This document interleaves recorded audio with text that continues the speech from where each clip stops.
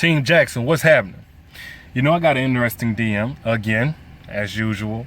But this one is for a different reason. Like 25 and up, really 21 and up. We shouldn't be dealing with this no more. But nevertheless, a woman asked me, what should she do? How should she respond to a guy that says, let's just see what happens? As a response to her asking him, you know, what are we doing here? We've been talking and dating for a little while. What's going on? The reason why she's even caught in this situation is because on paper, the guy is cool. He got his money right. His education is great. He's coming from a great family and situation. His morals and values seem to be intact.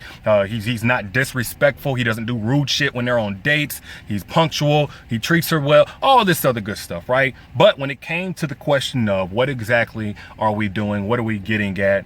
His response was, let's just see what happens. And I'm gonna be the first to tell you, maybe not the first, but I'm gonna be another one to tell you, let's just see what happens is code for the exact opposite. It means I don't want you to see what happens. In fact, I wanna put this blindfold on you and leverage all the exceptions you've ever heard of, seen in a romance movie or a romance novel. I wanna leverage all these exceptions so that you just let us just wander around and joyride with no particular destination so that you can be blindsided with my bullshit. I want you to be blindsided with your time wasted. That's what let's just see what happens means. Matter of fact, like, I don't even think dudes really believe that shit. I've seen some guys say, I don't even think dudes, but like, just imagine, so all my fellas out there, cause y'all love to comment under my shit.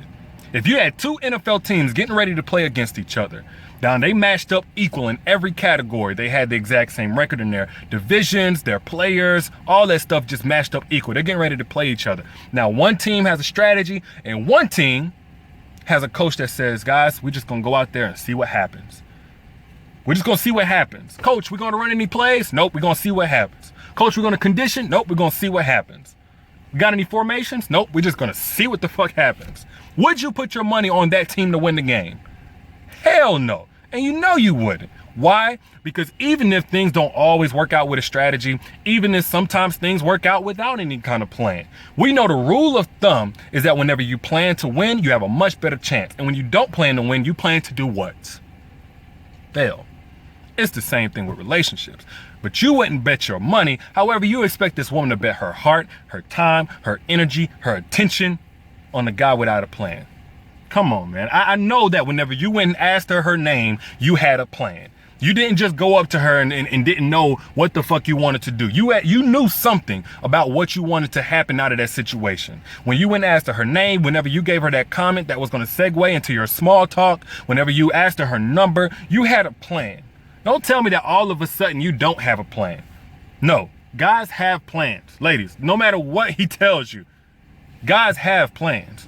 The thing is, whenever we tell you what that plan is, that comes with accountability for carrying out that plan. You know how earlier I used the reference about a joyride. It's kind of like whenever you put in a certain destination into the GPS, when you get in your car, there's a route to get there.